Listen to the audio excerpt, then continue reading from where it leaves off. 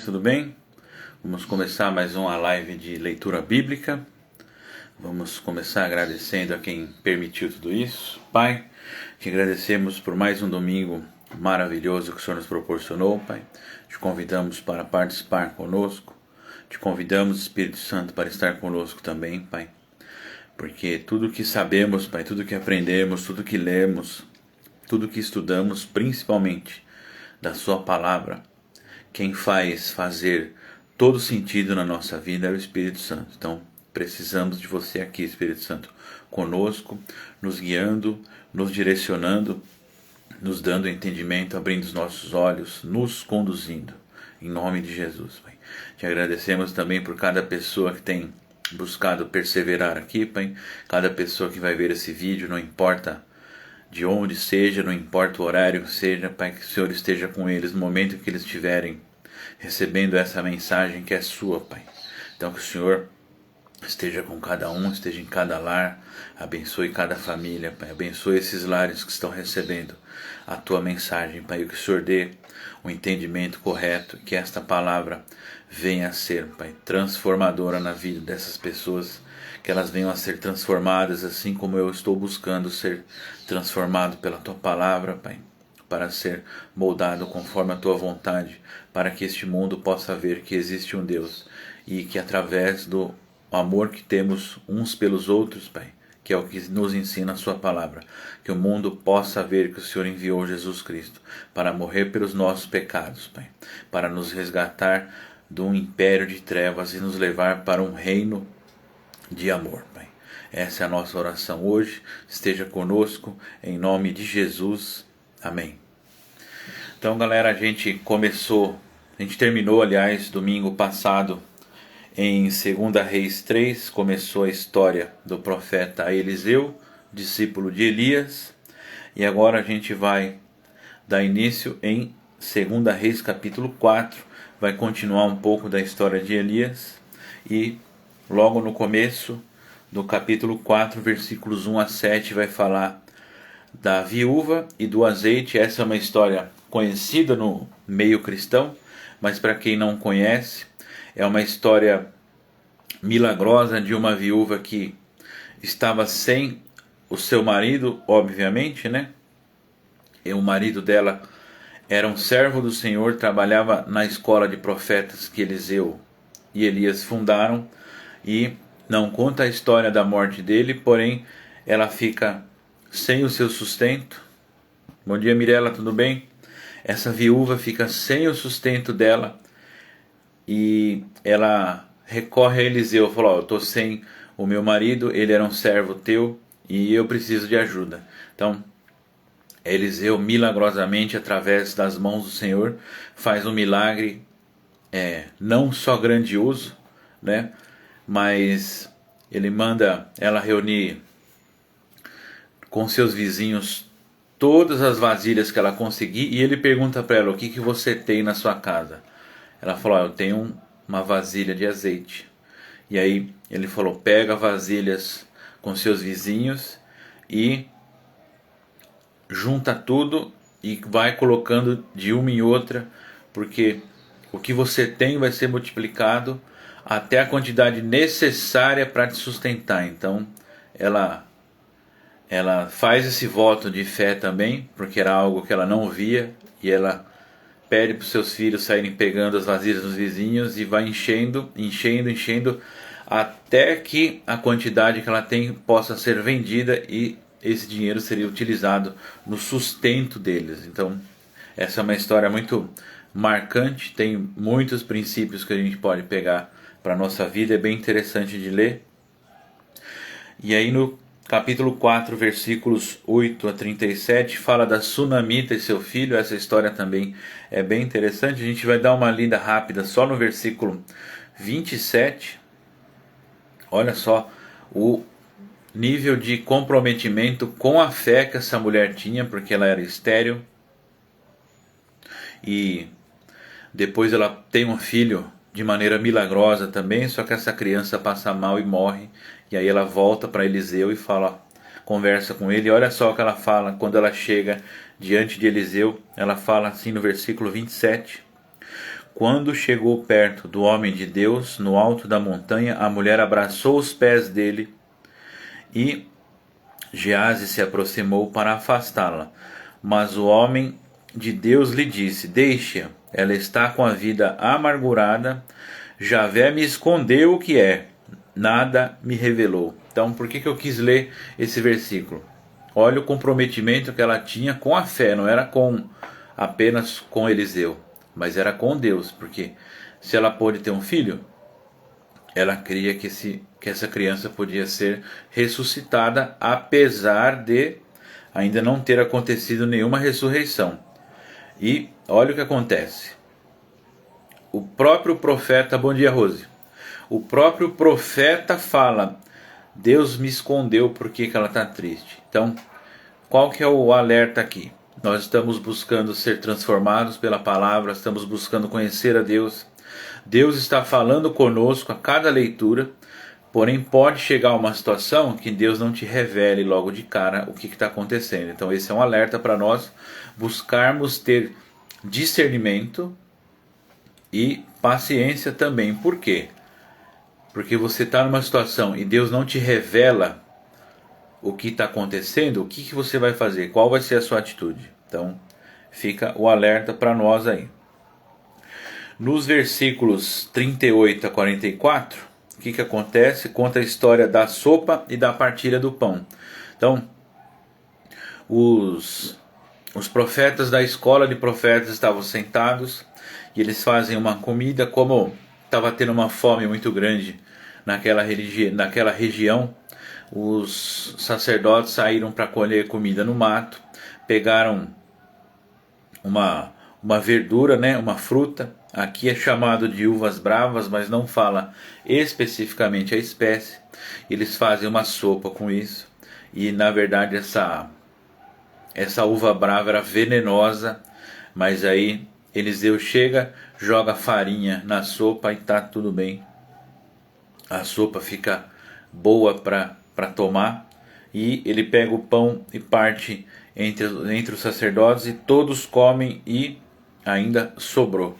Então, aquilo que acontece no Novo Testamento da partilha do pão, lá no Novo Testamento, onde Jesus alimenta através do que tinha nas mãos de uma criança, alimenta 5.000 homens com mulheres e crianças. Isso também já tinha acontecido no Antigo Testamento. No capítulo 5 tem uma história também muito interessante, que é a cura de Naamã, que vai estar no capítulo 5, nos versículos 1 a 27, e a gente vai ler o 18 e 19. 2 Reis, capítulo 5, versículo 18.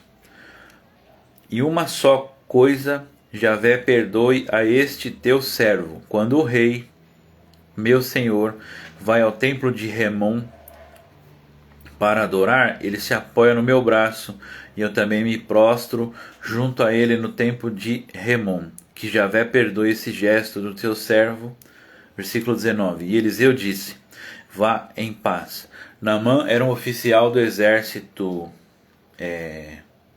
sírio, né, do exército do rei de Arã, e ele estava leproso. Ele tinha uma serva hebreia, né, que havia sido capturada, e essa menininha fala para ele, tem um profeta em Israel que pode te curar. E aí ele acredita no que essa menininha fala, vai até o profeta que era Eliseu, e Eliseu fala, dá 7 mergulhos no Rio Jordão, você vai sair curado. De início ele não concorda, ele não acredita nisso, mas os servos dele falam, se você veio até aqui e ele está falando, por que você não faz para ver? E aí ele vai, mergulha no Rio Jordão, sai curado, e ele fica tão impactado pelo que aconteceu, que ele pede para levar um pouquinho da terra que havia em Israel com ele, para que quando ele se prostrasse, foi o versículo que a gente leu aqui, quando ele fosse obrigado a se prostrar com o rei, para que ele pudesse se prostrar em cima dessa terra que ele estava levando, e que Deus perdoasse ele pelo que ele estava fazendo. E o que Eliseu responde? Vá em paz. Então, pouco tempo atrás eu disse que nós temos que ter discernimento porque muitas coisas Deus pode não te revelar logo de início, e muitas coisas a gente vai fazer que nós podemos ser obrigados a fazer.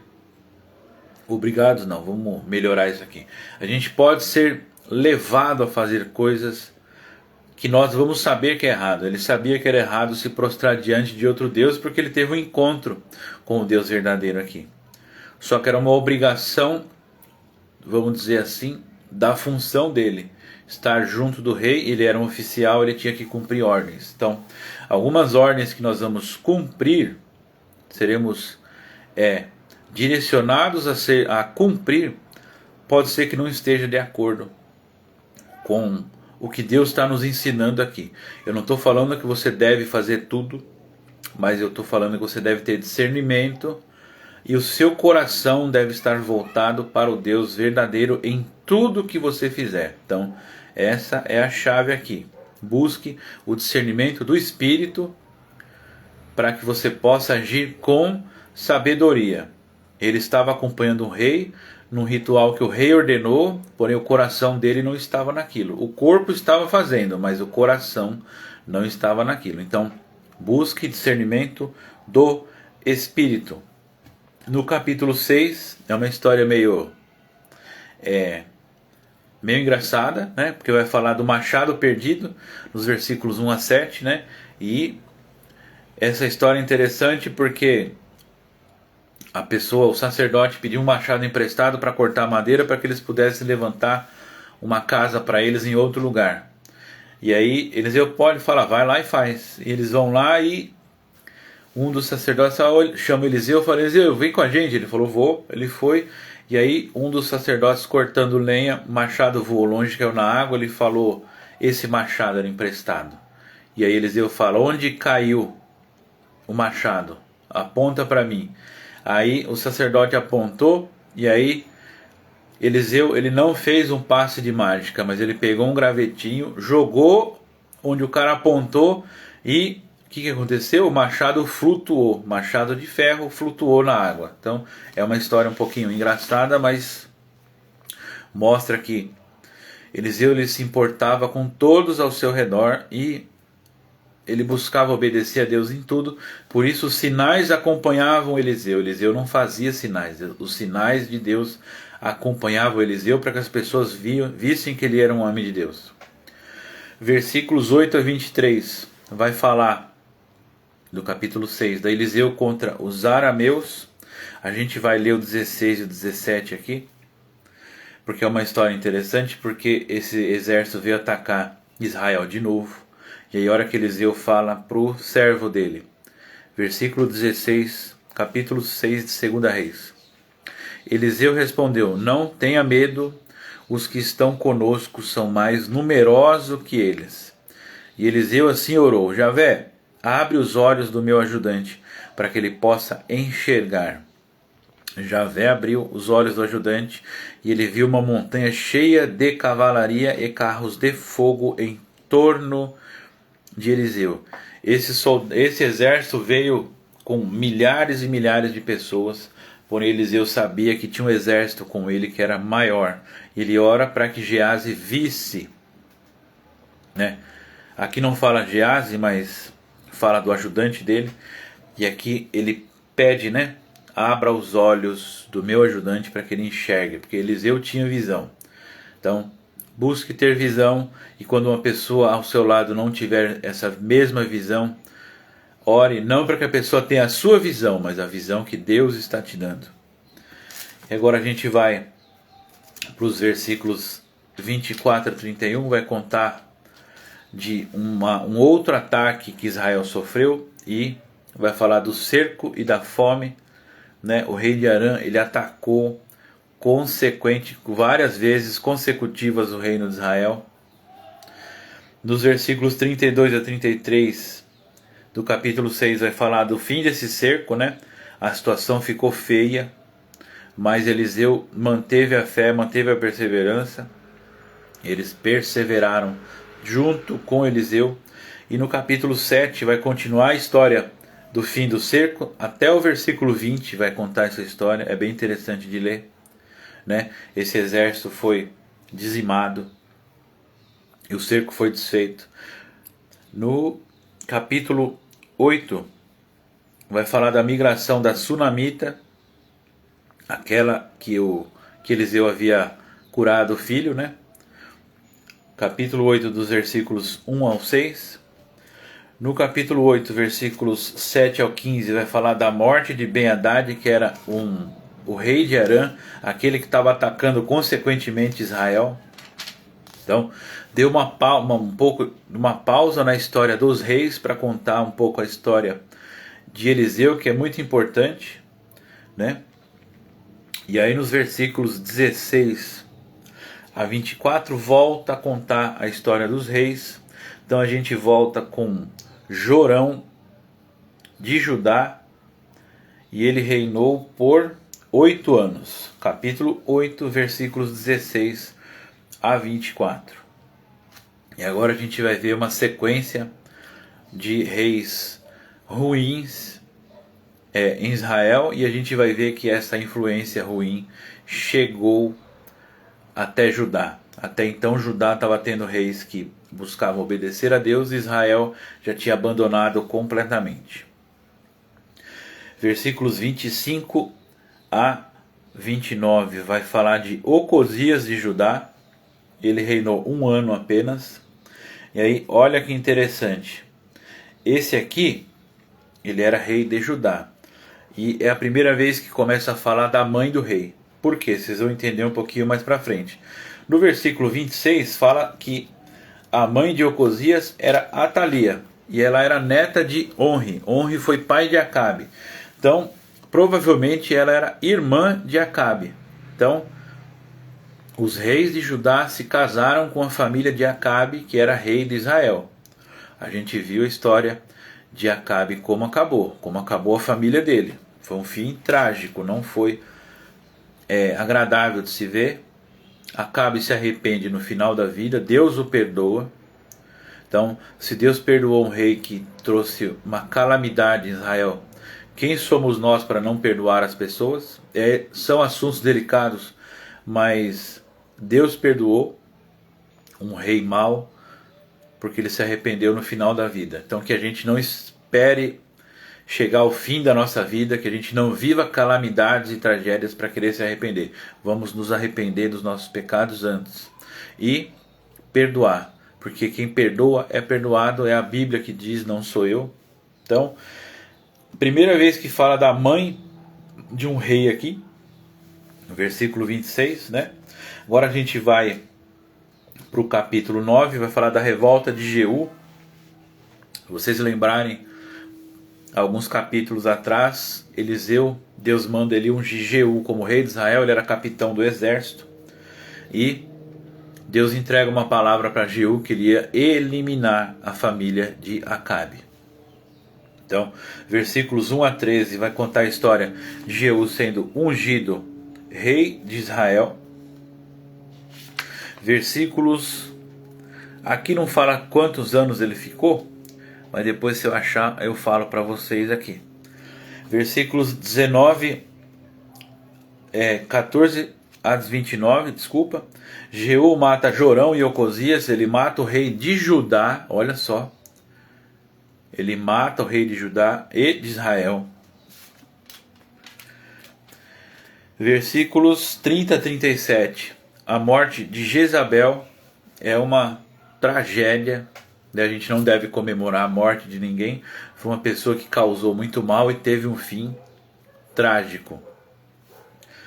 E aí, no capítulo 10, versículos 1 a 14, começa o cumprimento do que Deus havia entregado para Jeú, o extermínio da família de Acabe, da casa de Acabe. A casa de Acabe foi totalmente exterminada. Deus falou que não restaria um descendente do sexo masculino. Então, olha que fim trágico. É um fim trágico, sim, apesar deles colherem o que eles plantaram. Foi um fim trágico mesmo. Capítulo 10, versículos 15 a 17 vai falar de Jeú. Ele teve um encontro com os recabitas. Essa é uma história peculiar que tem na Bíblia. É uma família que se se separou para o serviço a Deus. Eles não seguiam, eles não eram nada, não era nada oficial, desculpa, tem um chute na mesa aqui, não era nada oficial do governo ou do templo, mas eles decidiram se separar e seguiam o que estava nas escrituras. Então, os recabitas é uma história interessante. No Novo Testamento a gente ouve falar um pouquinho deles ainda, né? E aí Jeú se reúne com eles, porque ele se encontrou com o filho de Recabe, que era Jonadab, né? E ele falou para esse rapaz aí: olha só como eu vou cumprir o que Deus está me falando, né?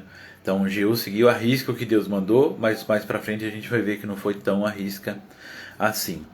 Capítulo 10, versículos 18 a 27, vai ter o extermínio dos seguidores de Baal, porque o culto a Baal havia sido instaurado oficialmente e tinha sacerdotes e seguidores. Então Jeú, ele extermina tudo, e aqui sim a gente vê o quanto tempo durou o reinado de Jeú. Acabei de achar aqui versículos 28 a 36. Ele reinou por 28 anos em Israel. E aí, como os reis de Judá e Israel haviam sido assassinados por Jeú, a gente vai ver uma história complicada aqui em Judá, no capítulo 11, versículos 1 a 20. A gente tinha visto lá atrás do reinado de Ocosias, que foi o rei de Judá que Jeú assassinou. A mãe de Ocosias chamava Atalia, e ela era neta de Onre, provavelmente irmã de Acabe. E o que acontece? Ela assume o trono quando o filho dela é assassinado. E ela ficou 7 anos como rainha. Está lá no capítulo 11 de 2 Reis. Vai contar no capítulo 11, vai contar toda a história dela.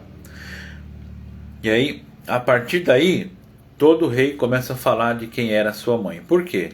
A gente vai ver que muito se fala do papel feminino no Novo Testamento, e no Antigo Testamento as mulheres não eram contadas, não eram destacadas, porém a gente vê aqui um destaque sim, porque a gente vê que mães influenciaram seus filhos, que eram os reis. As mães influenciaram tanto para o bem quanto para o mal. Isso aqui serve para mostrar a importância da criação, a importância da família e o papel importante que a mulher tem na criação e na formação de homens, não só líderes, reis e pessoas de importância e renome, mas de pessoas comuns como todos. Todos aqui tiveram uma mãe, até Jesus teve uma mãe. Então a gente tem aqui uma menção à importância do papel da mãe na criação dos filhos e como isso reflete na sua vida adulta. Então, a Atalia, ela assume o trono de maneira irregular, né? E ela manda matar todos os herdeiros. Olha só que coisa maluca. E aí no capítulo 12 a gente vai ver o único herdeiro que conseguiu ser salvo, que é Joás.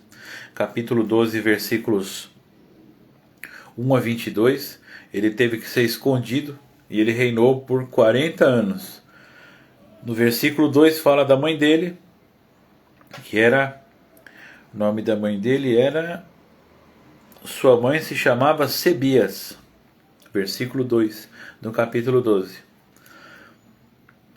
E do capítulo 12 inteiro vai contar a história de Joás, como ele foi salvo, como ele foi treinado pelo sacerdote, como ele teve que ter um estratagema ali para ele conseguir pegar o trono de volta.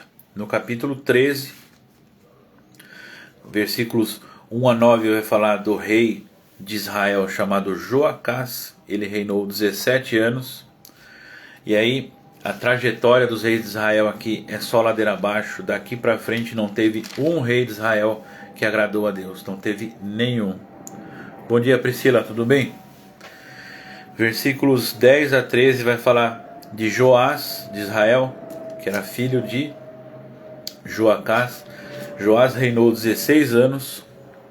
E no finalzinho do capítulo 13, versículos 14 a 25, vai contar da morte de Eliseu, né? E aí tem um acontecimento é peculiar aqui. Versículos 21 e 23 a gente vai ler aqui. Vamos lá, capítulo 13 de 2 Reis, versículo 21. Certa vez, alguns que estavam enterrando um homem avistaram um desses bandos. Aqui, alguns bandos de Moabe estavam atacando Israel novamente. Eles estavam enterrando um homem. E aí, eles viram que esse bando estava vindo. Eles iam enterrar o morto. Eles simplesmente jogaram os ossos e foram embora. Só que esses ossos caíram aonde? Jogaram os ossos do homem no túmulo de Eliseu e foram-se embora. Aconteceu que, ao tocar os ossos de Eliseu, o homem reviveu e se colocou de pé. Olha só que interessante. E no versículo 23, olha só. Hazael, rei de Arã, oprimiu Israel durante toda a vida de Joacás. Joacás, rei de Israel, era ímpio. Era um homem mau, não seguia os caminhos do Senhor. Mas olha o que acontece aqui. Javé, porém, teve piedade, teve compaixão deles e voltou-se para eles por causa do quê? Por causa da aliança que havia feito com Abrão, Isaque e Jacó, e por enquanto não queria destruí-los, nem mandá-los para longe de sua presença. Então, Deus relembrou a aliança que ele tinha feito com Abrão, para não punir o povo depois de...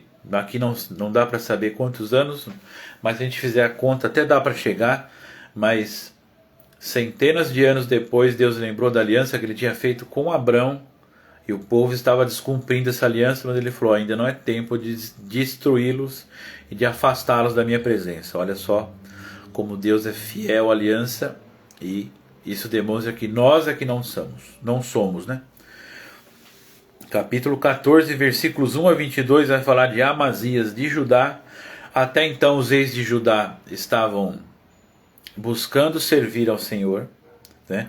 Amazias reinou 29 anos. No versículo 2 fala da sua mãe, que era Joadem, nome da mãe dele. A gente vai ler os versículos 3 e 4 aqui.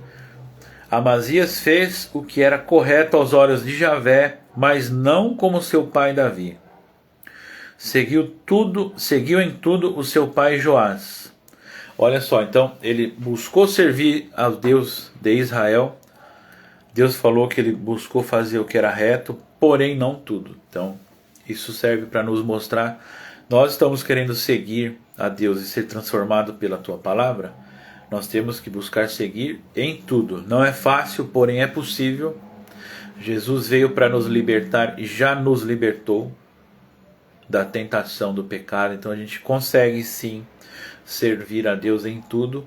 Perfeição só na Nova Jerusalém, mas nós podemos buscar a perfeição aqui sim. Então essa é a história de Amazias. Versículos 23 a 29. Jeroboão II de Israel, ele reinou por 41 anos, porém foi um rei mau. Capítulo 15, versículos 1 a 7, vai falar de Azarias de Judá, filho de Amazias, reinou 52 anos, é um dos reinados mais longos que tem aqui. Versículo 2 fala o nome da sua mãe, que é Jequelias. Versículos 8 a 12 do capítulo 15 vai falar de Zacarias de Israel. A situação de Israel começa a complicar aqui. Ele reinou apenas 6 meses e foi assassinado. E o seu assassino assumiu o trono. Essa história está lá no capítulo 15 de 2 Reis, versículos 13 a 16. Selum de Israel, ele ficou no trono apenas 1 mês. E ele foi o assassino de Zacarias, porém foi assassinado também. Versículos 17 a 22 vai falar de Manaém de Israel. Ele foi o assassino de Selum. Ele assumiu o trono e ficou 10 anos como rei.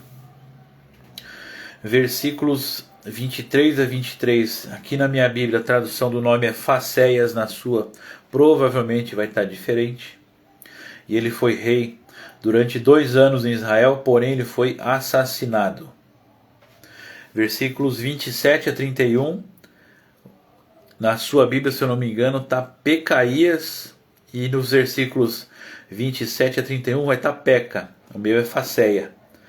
Faceia de Israel, ele reinou 20 anos. Ele foi Faceia. de Israel, sem S, tá? No seu vai estar Peca, provavelmente. Ele foi o assassino de Facéias, ele reinou por 20 anos, porém foi assassinado também. Olha só que sucessão de tragédias. Deus, ele não concorda com a morte de ninguém, ele não deseja a morte de ninguém, mas olha só o que a perversão do pecado leva as pessoas a fazer. O capítulo 16 é bem sanguinolento mesmo, parece um jornal de hoje. Versículos 32 a 38, Jotão de Judá, ele reinou por 16 anos, vamos lá. E é ele que foi o assassino de Peca ou de Facéia, como está aqui na minha. E fala da mãe dele, o nome da mãe dele era Jerusa. Né? Até então, vamos recapitular, os reis de Israel estavam todos pecando. Não significava que os reis de Judá não pecavam, porém os reis de Judá buscavam servir a Deus ainda. Capítulo 16, versículos 1 a 20, fala de Acás, que era rei de Judá, ele reinou 16 anos. Aqui não fala da mãe dele, por quê? Porque ele não fez o que era correto aos olhos de Deus. Então, Judá começa a sofrer essa influência também, por quê? No versículo 3 a gente tem aqui por que não fala da mãe dele e por que eles se desviaram. A gente vai ler aqui o versículo 3 do capítulo 16 de 2 Reis. O que Acás fez? Ele seguiu pelos caminhos dos reis de Israel e chegou até a fazer seu filho passar pelo fogo. Então ele queimou o seu filho como sacrifício a outro Deus. Então aqui a situação fica complicada dos dois lados.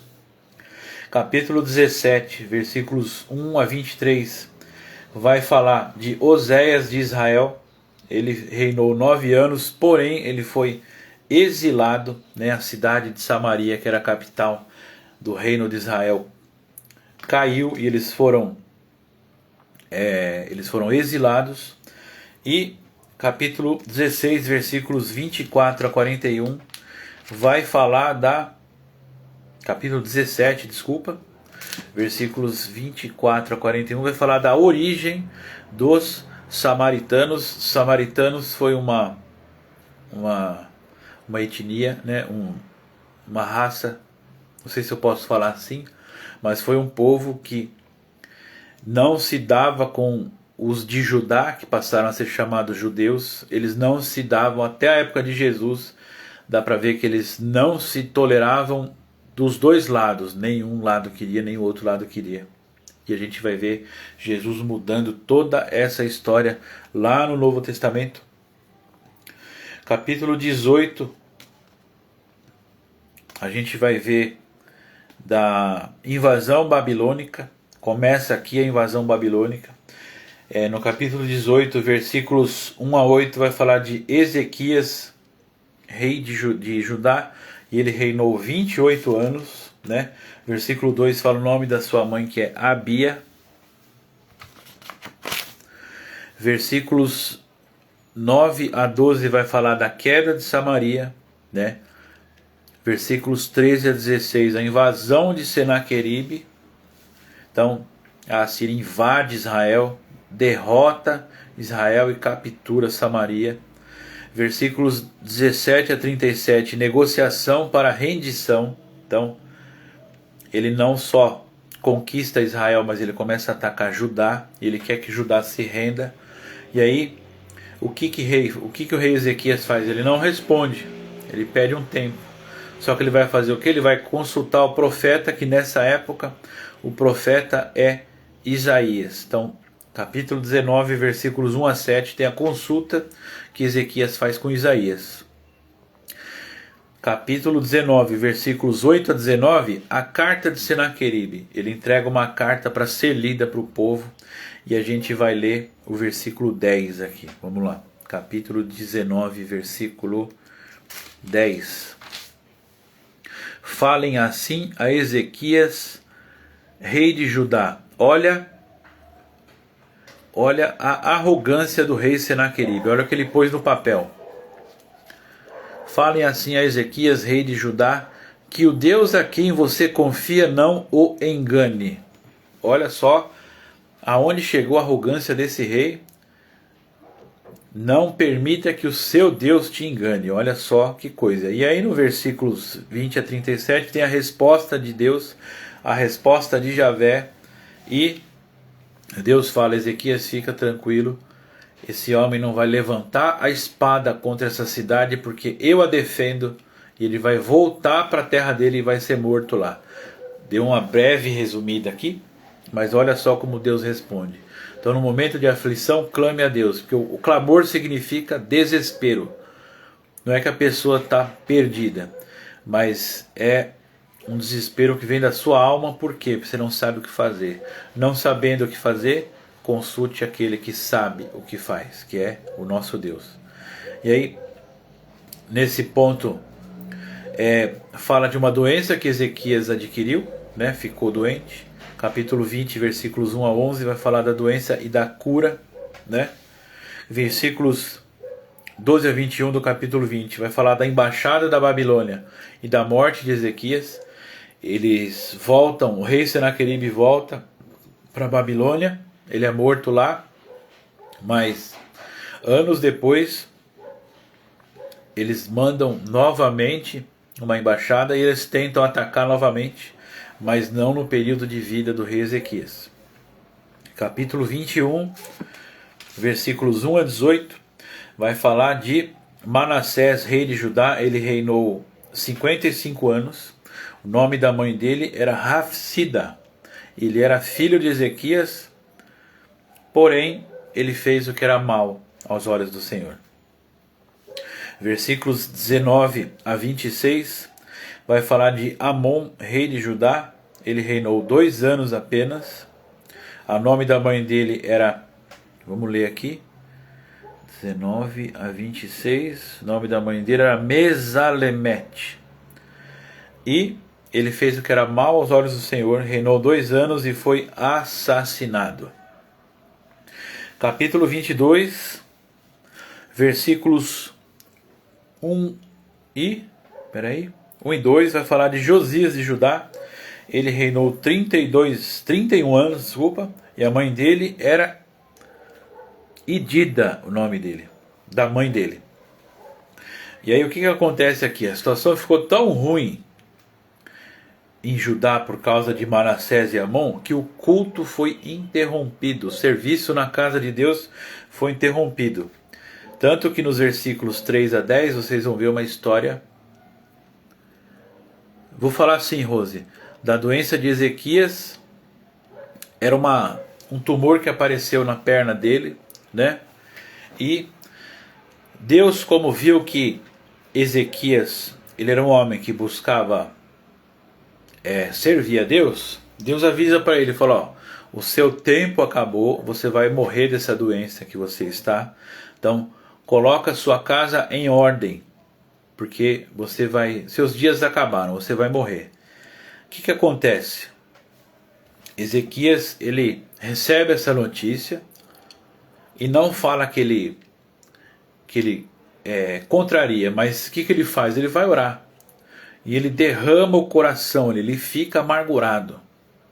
O motivo disso nós não sabemos, mas ele derrama a frustração dele, ele se lamenta para Deus, ele não se lamenta para ninguém. E quando o profeta que entregou essa mensagem estava saindo do palácio, ele falou: volta e fala para Ezequias que eu vou curar ele e que ele vai ter mais 15 anos. Ele ainda dá um prazo, né? Vai ter mais 15 anos de vida. E por que Deus fala para ele pôr em ordem a sua casa? Porque estava em desordem. Apesar dele buscar seguir a Deus, ainda havia cultos proibidos, ainda a restauração espiritual de Judá não estava completa, as pessoas ainda cultuavam outros deuses. Então, na verdade, o que Deus queria ali, na minha opinião, tá? Essa é a minha visão, de que ele promovesse uma reforma, que é o que acontece com o filho dele mais para frente. Aqui daqui a pouco a gente volta nessa história. Mas Deus, não é que ele desiste de matar Ezequias, não, ele vê que o coração dele estava voltado para ele mesmo. Então ele deu mais uma sobrevida, né, para que Ezequias pudesse fazer essa reforma, porque Deus com certeza estava falando com aquele povo para que fosse feita uma reforma espiritual e as coisas fossem colocadas em ordem. Então, os desígnios de Deus são perfeitos, Rose, né? Não deu nem tempo do profeta sair, a resposta foi instantânea. Como eu falei pouco tempo atrás, Eliseu, ele disse no momento que Deus não tinha revelado a ele o que estava acontecendo. Aqui a gente vê uma revelação instantânea. Então isso pode acontecer sim. A gente pode passar anos orando por uma situação e Deus não nos revelar, e a gente pode orar uma vez e acontecer instantâneo. Eu já tive experiências com isso. Bom dia, Bia, tudo bem? Eu já tive as duas experiências de não ter uma resposta. Ainda tem situações que eu oro e ainda não houve resposta, porém eu já recebi respostas instantâneas. Não tem como prever o que vai acontecer, e eu não posso falar ou te dar um modelo de como fazer para ter uma resposta instantânea. Eu também não posso falar que a sua oração está errada, por isso não tem resposta. Essa é uma característica de Deus, é o caráter dele que é assim, e nós não temos como forçar Deus a responder, né? Bia, depois você conta pra gente um pouquinho como é que foi ontem lá no Over Mission. Fiquei sabendo que você foi lá, e é um evento bem interessante. Depois manda pra gente no grupo lá o que você viu lá.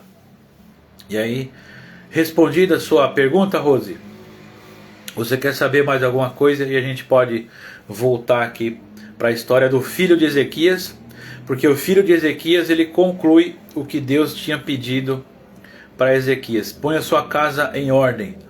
E a gente vê aqui que Josias de Judá, filho de Ezequias, ele consegue colocar a casa em ordem, né? Não fica tudo perfeito, mas ele faz uma reforma, né? Então, vamos voltar aqui. De nada, Rose, sempre que se quiser perguntar alguma coisa, fica à vontade. Capítulo 22 de 2 Reis, Josias de Judá. Nos versículos 3 a 10 do capítulo 22, vai ter a descoberta, coloca o sim, Bia, descoberta do livro da lei. Então o culto havia sido interrompido, ele manda reformar o templo. Nessa reforma é redescoberto o livro da lei, e aí o rei Josias, ele pede para o sacerdote ler o livro. Quando ele lê o livro, ele fica estarrecido.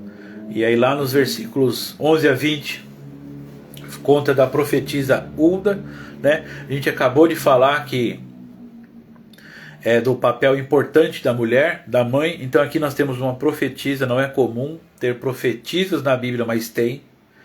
E aí, na hora que ele escuta a história do livro da lei, ele rasga suas vestes e pergunta para a profetisa o que ele tem que fazer. E aí no capítulo 23 acontece, Rose, a reforma que Deus havia pedido para Ezequias. Acontece essa reforma, e o povo, através do rei, né, através do sumo sacerdote, eles refazem a aliança com Deus, porque a aliança havia sido quebrada. Então, no fundo, Deus queria que eles voltassem para a aliança. E aí, nos capítulos 4 a 14, vai ter a reforma que Josias fez. O que ele fez para recolocar as coisas no lugar. Capítulo 23, versículos 15 a 20, vai falar do altar de Betel. Então ele começou a desfazer tudo que estava sendo feito para adoração a outros deuses. Ele começou a destruir tudo. A gente vai ler o versículo 20 aqui, porque foi solicitada, né? Solicitado não, Deus não solicita, Deus ele ordena, ele pede e ponto final. Que ele ordenou a Josias que ele fizesse uma reforma. E olha só o que precisou acontecer para que essa reforma fosse concluída. Capítulo 23, 2 Reis, versículo 20. Sacrificou em cima dos altares todos os sacerdotes dos lugares altos que aí se encontravam e queimou ossos humanos em cima deles. Depois voltou para Jerusalém. Esses sacerdotes, eles foram auto-instituídos pelos outros reis ou por si próprios para prestar culto a outros deuses, e nessa reforma eles foram mortos. E aí, olha só que coisa peculiar aqui. A gente vai ler os versículos 21 a 23 agora, vai falar da celebração da Páscoa. Versículo 21. O rei ordenou a todo o povo: celebrem a Páscoa de Javé, o seu Deus, conforme está escrito neste livro da aliança. Nunca tinha sido celebrada uma Páscoa como essa, desde o tempo em que os juízes governavam Israel, nem durante todo o tempo dos reis de Israel e Judá. Foi somente no ano 18 do rei Josias que tal Páscoa de Javé foi celebrada em Jerusalém. A gente está próximo do período da Páscoa, né? Um feriado que nós conhecemos de nome, porém aqui na Bíblia precisava ser feito não era um ritual, mas era uma celebração, e essa celebração havia sido deixada de lado. Os reis até celebravam a Páscoa, mas não com o coração com que Josias teve aqui. Então, se na Bíblia está falado que nunca foi feito antes nem depois do jeito que foi feito, é porque realmente nunca foi feito nem antes nem depois. Nem a Páscoa que Salomão celebrou, que foi um evento histórico, não foi com o coração voltado a Deus, como Josias fez. Por isso aqui que está registrado, né? Versículos 24 a 30 vai contar o finalzinho da história de Josias, né? E sobre a morte dele. Versículos 31 a 35 vai falar de Joacás, que era o filho de Josias. Ele reinou 3 meses apenas. O nome da mãe dele era Amital, e infelizmente ele fez o que era mal perante aos olhos do Senhor. Ele reinou só 3 meses, e a gente vai ler o versículo 35. O que aconteceu? Ele foi subjugado pelo rei do Egito. Vamos voltar aqui. O faraó Neco prendeu Joacás e exigiu tributo, imposto. E a gente vai ler o versículo 35. Joaquim pagou tributo de prata e ouro ao faraó, mas para pagar a quantia exigida pelo faraó teve que criar impostos na terra. Conforme a possibilidade de cada um, exigiu prata e ouro do povo da terra necessários para pagar ao faraó Neco. Olha aí. Então, o que a gente está vivendo aqui, criação de impostos, não é nenhuma novidade. Para pagar algo que foi exigido, foram criados impostos. Então, tudo que a gente precisa saber, a gente pode buscar orientação na Bíblia, na Palavra de Deus. Agora a gente vai ler, a gente vai ver a história de Joaquim, que era filho de Joacás, versículos 36 e 37. Ele reinou 11 anos e o nome da mãe dele era Zebida. No capítulo 24, versículos 1 a 7, continua a história de Joaquim de Judá. Nos versículos 8 a 17 vai falar do filho dele, o nome dele também Joaquim, né? Na minha Bíblia está Joaquim com M e Joaquim com N. Agora eu não vou lembrar como é que pode estar na sua tradução, né? E ele ficou apenas 3 meses como rei. O nome da mãe dele era Noesta, e é a primeira vez que pessoas de Judá foram deportadas. Versículos 18 a 20 do capítulo 24. Quando Joaquim é deportado, o tio dele assume, né, o parente dele assume, e o nome dele era Sedecias, o nome da mãe dele era Amital também, e ele reinou 11 anos, e depois do seu reinado, a Jerusalém é deportado de novo.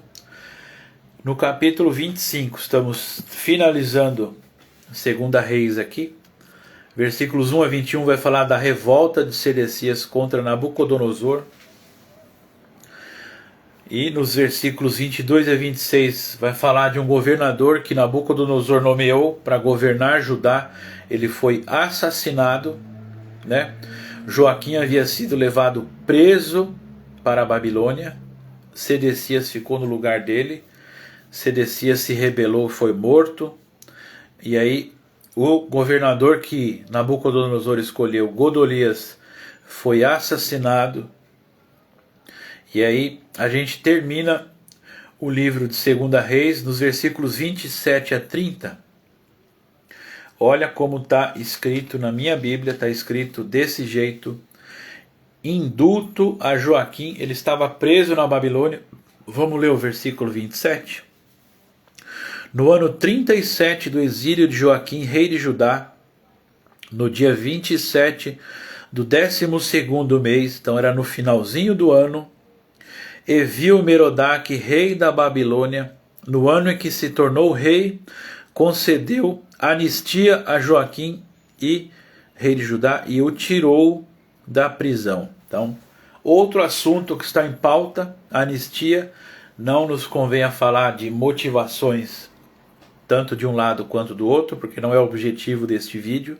O objetivo deste vídeo é falar, vou repetir, quaisquer assuntos que nós possamos imaginar para pesquisar ou que nós estamos querendo esclarecimento. A Bíblia é a melhor fonte de informação. Então aqui fala de um rei que foi preso e foi anistiado, recebeu um indulto e foi liberado da prisão. E aqui se encerra o livro de 2 Reis, e agora a gente vai entrar em 1 Crônicas, e a gente vai terminar o nosso vídeo de hoje. Crônicas começa com toda a genealogia, desde Adão, né, até contar a história de todos os reis. Então, versículos 1 Crônicas, capítulo 1, versículos 1 a 4, vai falar de Adão até o dilúvio.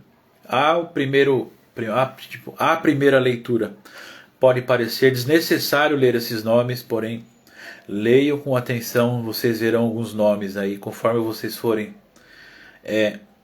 amadurecendo e perseverando na leitura, vocês vão ver que alguns nomes é importante saber a genealogia. Então, versículos 1 a 4, de Adão ao dilúvio, versículos 5 a 23, do dilúvio até Abraão, e versículos 24 a 52, Abraão e sua descendência, até chegar em Israel, que vai ficar para o próximo domingo. Então, que Deus continue abençoando vocês com essa leitura, que Deus continue transformando as suas vidas com essa leitura, e saibam que a Bíblia é a melhor fonte de informação e a melhor fonte de pesquisa que a gente pode ter. A gente ouviu falar aqui de criação de imposto e de indulto e anistia. Então, olha só como vale a pena ler essa palavra maravilhosa que Deus deixou para nós. Que Deus abençoe vocês, que Deus lhes dê um domingo maravilhoso. E até domingo que vem. Vamos encerrar com uma breve oração. Pai, te agradecemos por este momento maravilhoso que o Senhor nos proporcionou. Te agradecemos por tudo que o Senhor nos ensinou, e que venhamos nos permitir, Pai, deixar ser moldados pela Tua Palavra, que nosso caráter venha a ser transformado, que venhamos aprender realmente o que significam essas palavras que o Senhor deixou escritas neste livro para nós, e que nós venhamos a desejar cada dia mais conhecer mais um pouco de Ti através dessa leitura. Abençoe cada um que permaneceu aqui conosco, abençoe cada um que verá esse vídeo no futuro, e abençoe a todos os lares que estão recebendo a Sua palavra, a Sua mensagem. Continue nos usando em prol do crescimento do Seu reino, até que Jesus venha, em nome de Jesus. Amém. Galera, fiquem com Deus e até domingo que vem.